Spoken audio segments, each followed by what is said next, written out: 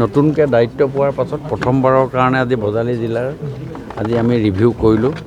মোৰ লগত তালুকদাৰ ডাঙৰীয়াও আছে।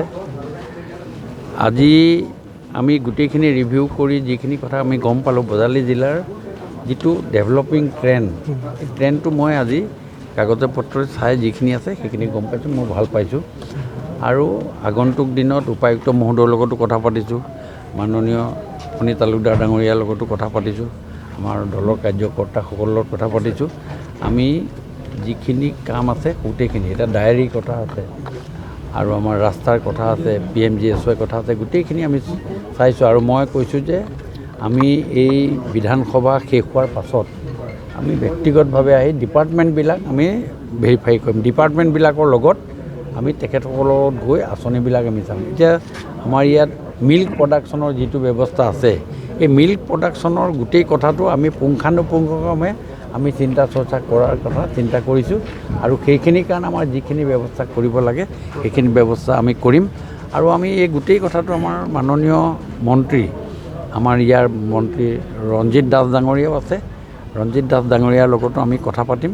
কথা পাতি আমি আগন্তুক দিনত এটা খুব ভাল চিন্তাৰে আমি আগবঢ়াৰ কাৰণে আমি চিন্তা চৰ্চা কৰিম। সেইটোতো আপোনালোকৰ সাংঘাতিক, সেইটো সুন্দৰভাৱে ইয়াৰ যিটো ব্যৱস্থা আমাৰ মাননীয় মুখ্যমন্ত্ৰী মহোদয়ে যি ব্যৱস্থা হাতত লৈছে, আজি আপোনালোকে দেখিছে যে আমাৰ ঝুমুৰ বিনন্দিয়াৰ ব্যৱস্থাৰ লগতে মাননীয় প্ৰধানমন্ত্ৰী মহোদয়ে এইটো বিষয় লৈ অগ্ৰাধিকাৰ ভিত্তিত আজি অসমলৈ তেখেত দুদিন কাৰণে কাৰ্যসূচী লৈ আহিছে।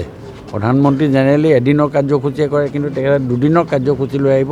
দুদিন ইনভেষ্টৰ আমাৰ বহুত আহিছে, আমাৰ স্থানীয় ইনভেষ্টৰ বহুত আহিছে, আমাৰ উজনি অসমৰ ফালৰ পৰাও বহুত ইনভেষ্টৰ আহিছে, বিদেশৰ পৰা আহিছে, দেশীয় আহিছে। আমি এইটো গোটেইখিনি কথা হৈছে। আজি আমাৰ বিশেষকৈ মোৰ নিজৰ যিটো বিভাগ আছে, এই বিভাগতো অতি কমেও 2 লাখ কোটি টকাৰ ইনভেষ্টৰ আমাৰ শক্তি বিভাগলৈ আহিব। এই কথাটো আজিৰ ডেটত আটাইতকৈ ডাঙৰ প্ৰাসংগিকতা বুলি মই ক'ব খুজিছোঁ। চবুৰ কা ফল মিঠা হতাই বুলি কয়। এইবিলাক আঁচনি আহিব, আঁচনি খুলিব, ইয়াত এটা ইণ্ডাষ্ট্ৰি খুলিব।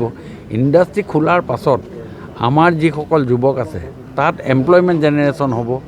আৰু সেই গোটেই কথাটোৱে আটাইতকৈ ডাঙৰ প্ৰাসংগিকতা পাব। আৰু মই ভাবোঁ যে আমি সকলোৱে সচেতনতাৰে এই কথাবিলাক আমি চাব লাগিব। এটা ইণ্ডাষ্ট্ৰি আহিছে, তাত এটা ডাঙৰ কাম হ'ব। এই কাম হ'লে তাত আমাৰ যুৱকসকল এংগেজমেণ্ট হ'ব, তাত এমপ্লয়মেণ্ট হ'ব, তাত ইনফ্ৰাষ্ট্ৰাকচাৰ ডেভেলপমেণ্ট কৰিব সময়ত হ'ব। এই গোটেই কথাটো ৰাইজৰ সচেতনতাটো, চৰকাৰৰ সচেতনতাটো আৰু আমাৰ যি ছিংগুল উইণ্ড' ছিষ্টেমত আমি তেওঁলোকক অগ্ৰাধিকাৰ দিয়া যি ব্যৱস্থা, সেই ব্যৱস্থাই আজিৰ ডেটত ডাঙৰ প্ৰাসংগিকতা আছে, যিটো অসমৰ মাননীয় মুখ্যমন্ত্ৰী ডক্টৰ হিমন্ত বিশ্ব শৰ্মা ডাঙৰীয়াৰ প্ৰচেষ্টাত এইটো অতি সুন্দৰ আৰু সুঠাম হৈ উঠিব।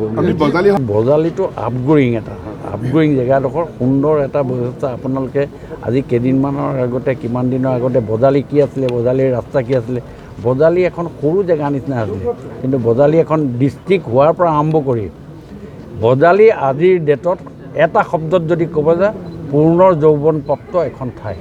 তেনেকুৱা কথা নাই। মুখ্যমন্ত্ৰী মহোদয়ে সকলোকে মানে দিয়াৰ ব্যৱস্থা কৰে। আৰু আজি মোকো শক্তিমন্ত্ৰী হিচাপে বুলি নহয়, মোকো এজন পুৰণা মানুহ, পুৰণা পাৰ্টীৰ মানুহ আৰু পুৰণা এজন বিধায়ক হিচাপে তেখেতে মোকো দিছে।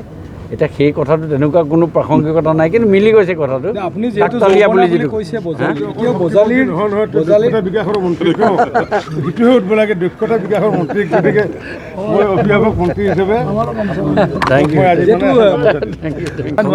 সীমা সমস্যাটো লৈ অলৰেডি অধ্যয়ন কৰি থকা হৈছে। আৰু এইটো গোটেই বিষয়টো এটা গুৰুত্ব সহকাৰে লোৱা হৈছে।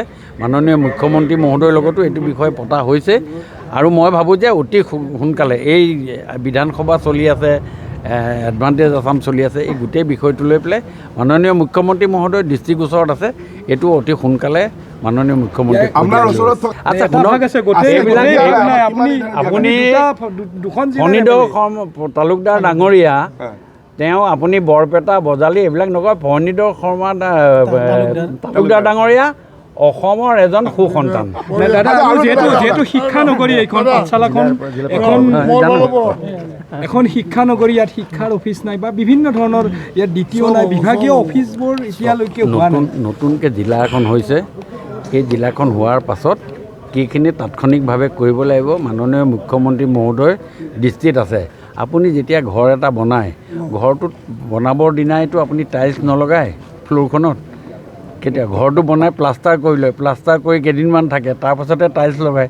সেইকাৰণে লাহে লাহে চব কথা হ'ব। বজালী জিলাৰ প্ৰতি অসমৰ মাননীয় মুখ্যমন্ত্ৰী মহোদয় স্নেহ মৰম সকলো আছে।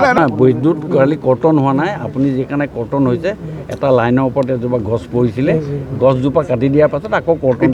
অসমৰ ৰাইজে কিমানকৈ পাব, যিহেতু আপুনি অসম সম্পূৰ্ণ এইবাৰ কিমান ঘণ্টাকৈ পাব?